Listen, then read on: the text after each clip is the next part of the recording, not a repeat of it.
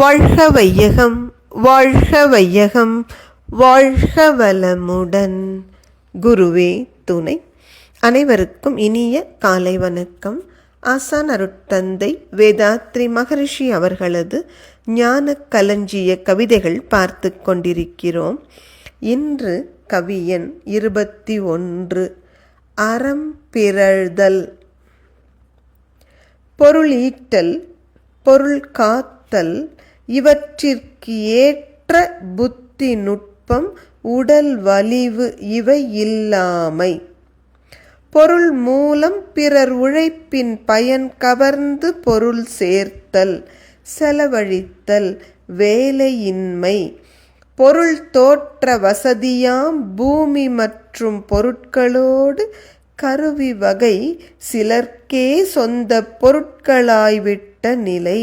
இவற்றால் மாந்தர் புவி வாழ்வில் அறம் பிறழ்வார் நிர்பந்தத்தால்.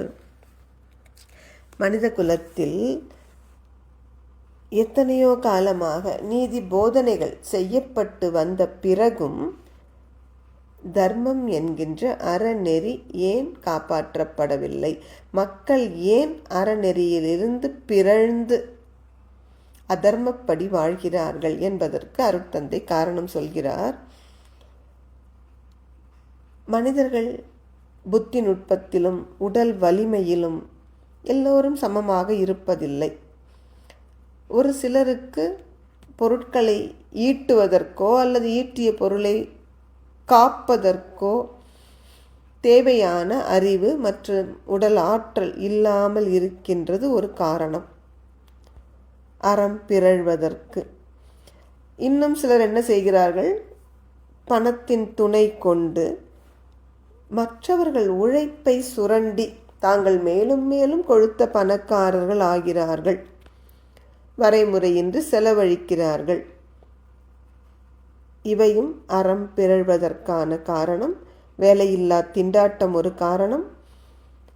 அதைவிட பொருட்களை உற்பத்தி செய்வதற்கு அடிப்படை தேவையான இந்த நிலம் மற்றும் பொருட்கள், பணம் முதலியவை, கருவிகள் இவையெல்லாம் பரவலாக அனைவருக்கும் பொதுவாக கிட்டாமல் ஒரு சிலரே இவற்றை தங்களுக்கு மட்டும் சொந்தம் என்று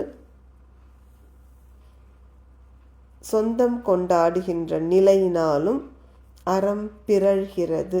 எனவே மனிதர்கள் இந்த பூமியில் அதர்மத்தின் பக்கம் செல்கிறார்கள் என்றால் அதற்கு அவர்கள் மட்டும் காரணமல்ல, ஒரு சமுதாயமும் காரணமாக அமைந்திருக்கிறது என்பதை அருட்தந்தை தெளிவாக விளக்குகின்றார் இந்த கவியின் மூலம்.